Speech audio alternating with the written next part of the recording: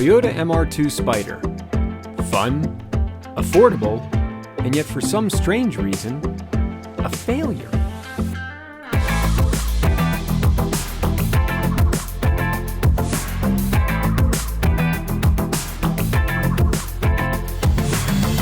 How is this car a failure?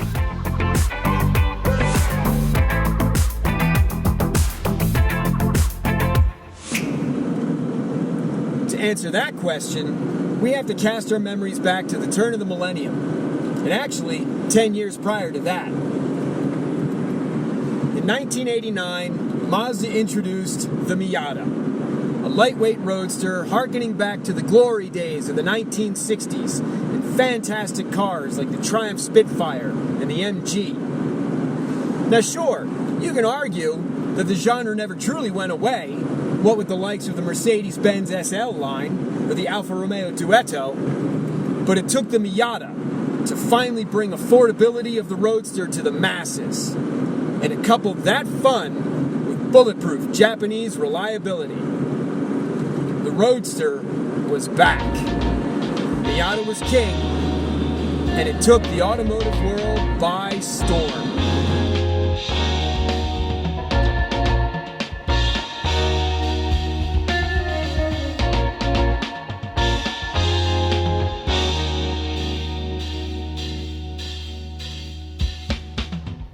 Manufacturers scrambled to catch up. In 1992, Honda came out with the Del Sol. In late 1995, BMW released the Z3, and with a little help from James Bond, really sent the roadster craze into high gear. In 1996, Porsche said, hey, remember the 914? That was a super fun car, but nobody really appreciated it, so here's version 2.0. We'll call it the Boxster, though, so you don't feel so effeminate even though you're a Philistine and don't realize it's named after the engine. And then in 1999, Honda released the S2000, thereby mercy-killing the Del Sol. But where, then, was Toyota's offering to the genre? The original MR2 was actually a bit of an accident. Originally displayed as a concept car at the 1983 Tokyo Motor Show, public reaction was so enthusiastic that the production model hit the streets the very next year. After all, a two-seat, mid-engine, rear-wheel drive sports car was almost exclusively the purview of the high-end Italians, and yet suddenly, here was an offering to the everyman that wouldn't also cost you a second mortgage every time you needed an oil change. Various upgrades to power, cosmetics, and handling eventually led to the first-generation Toyota MR2 making Car and Driver's Top 10 Cars list. It was that good. Just as Miata was bursting onto the scene, Toyota released the second-generation MR2 in 1990. Unfortunately, like a grunge singer strung out on a dozen breve lattes, the Mark II was bigger, heavier, and prone to instabilities, like snap oversteer. Performance was still excellent, with a loyal following even to this day. The MR2 had changed, and not with the times.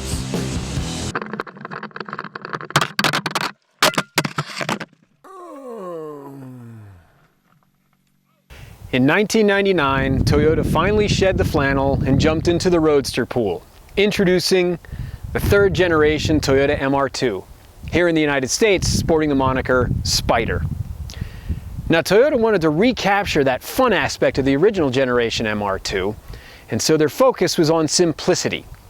They lifted the engine out of the Toyota Corolla for this vehicle, and the heart of the car ended up being the heart of the problem. At 138 horsepower and 125 pound-feet of torque, engine performance was less than underwhelming. 0 to 60 at about 7 seconds is basically being clocked via a sundial.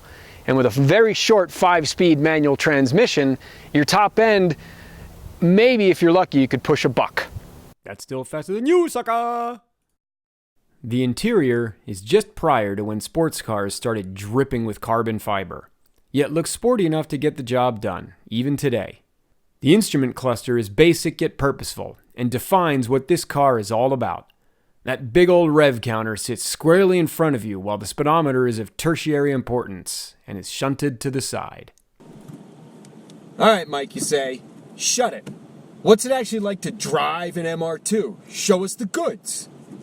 Okay then, let's go. Acceleration. Lethargic. This car is just fast enough to get out of its own way. Engine noise. Well,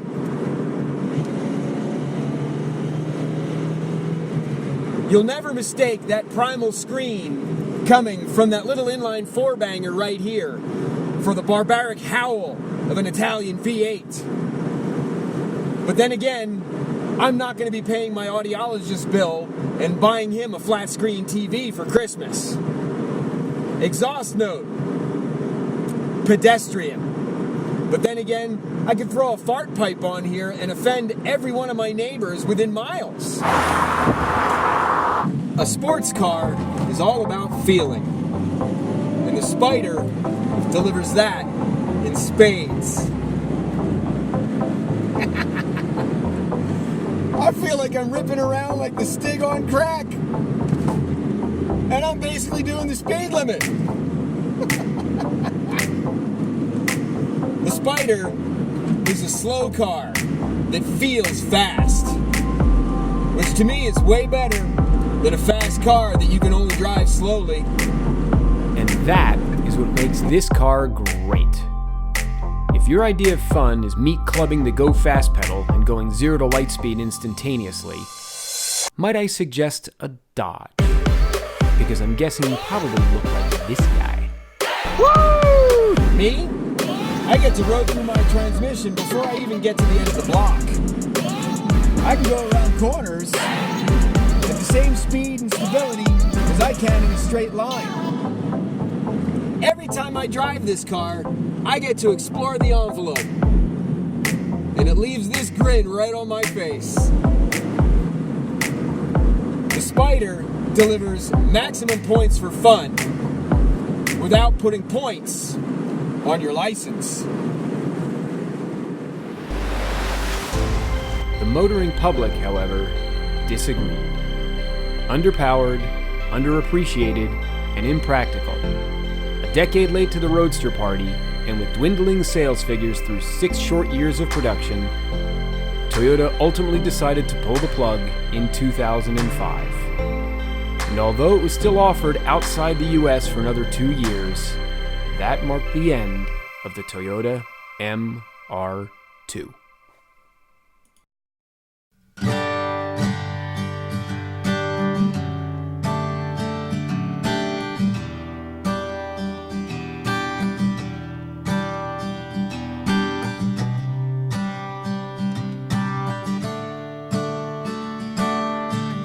There are definitely fancier roadsters out there than this humble little Toyota. And they're definitely faster. But more fun? Every time I drive this car, I get this shit-eating grin on my face. And every time I'm done, I can't wait to get back in and do it all over again. Isn't that the point of a car like this? It's like skiing. If at the end of the day you had fun, you win. You can have your pretentious Porsches. You can keep your burly Beamers. This little underpowered Spyder, she does just fine for me. The Toyota MR2 Spyder. Serious fun without taking itself too seriously.